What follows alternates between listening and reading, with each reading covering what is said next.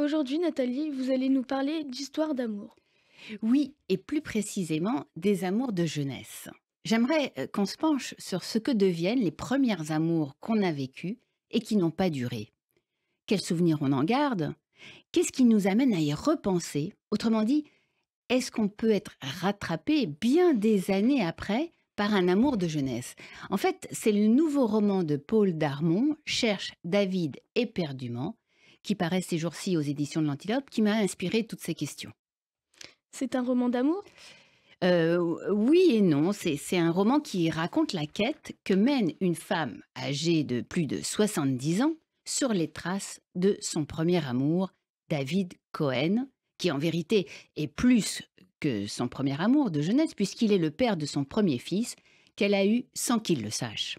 Alors voici en quelques mots l'histoire de cette femme. Elle s'appelle Claire, elle est née en Algérie peu avant 1920 d'une mère fille-mère appartenant à ces familles de pieds noirs chrétiens français.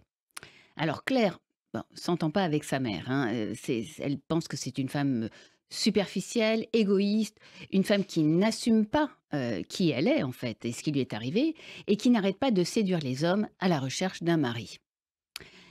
Et qui, quand elle est séduite, quand elle est courtisée, ment effrontément devant sa fille en disant qu'elle est veuve. Alors, lors d'un séjour au Maroc, cette femme rencontre un responsable de l'armée française. Il devient son amant et pour rester vivre près de lui, elle décide brusquement de quitter l'Algérie et de partir vivre à Fès, donc au Maroc, avec sa fille. Et c'est là que Claire, qui n'a pas 20 ans, fait la connaissance du fameux David Cohen.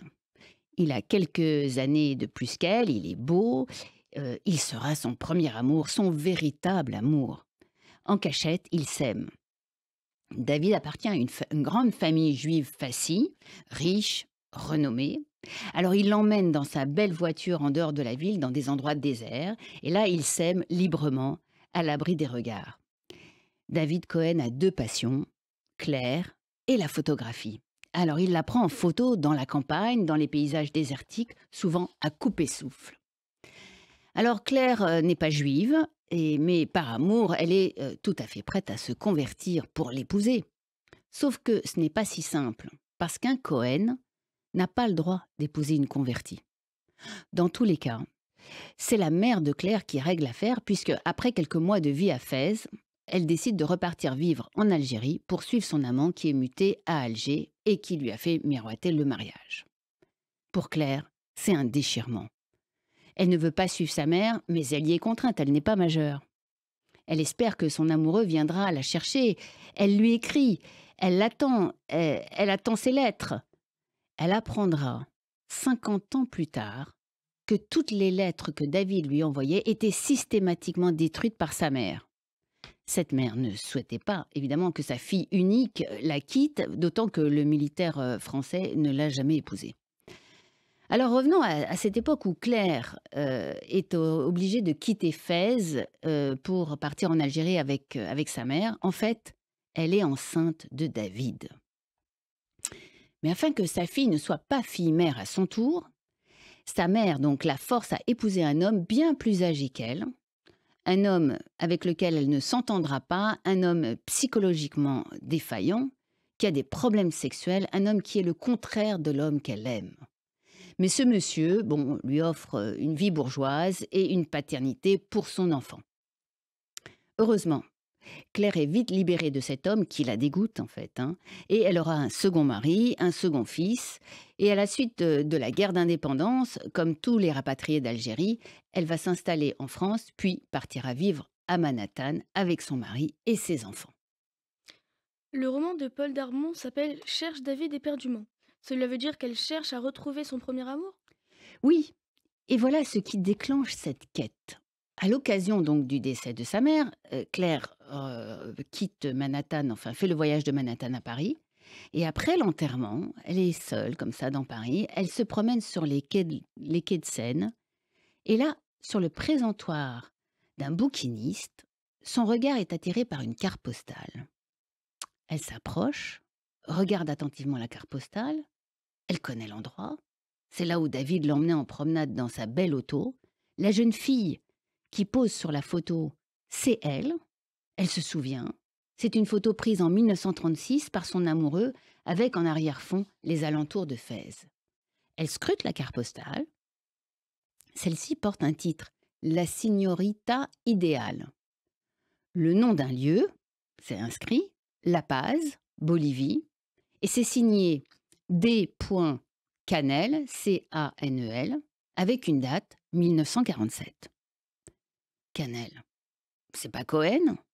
La Bolivie, c'est pas le Maroc. 1947, c'est pas 1936. Comment se fait-il que ce qui est inscrit ne corresponde pas à la vérité? Alors, qu'est-ce que fait Claire? Elle achète la carte postale et elle décide de mener l'enquête. Ce faisant, elle replonge dans son passé et dans sa première histoire d'amour qui l'avait rendue si heureuse. Au fond, tout se passe comme si, au décès de sa mère, le jour même de son enterrement, son premier amour reprenait le dessus. Comme si l'homme que sa mère l'avait empêché d'aimer se rappelait à elle.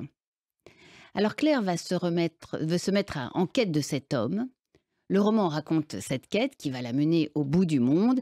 Bon, bien évidemment, je ne vais pas vous dévoiler ce qui va se passer. J'invite nos auditeurs à lire le roman s'ils veulent savoir si finalement Claire retrouve David. Mais Nathalie, dites-nous, sans nous dire si c'est le cas dans ce roman, est-ce possible de retrouver son premier amour qu'on a perdu de vue et surtout de retomber amoureux 50 ans plus tard de la même personne?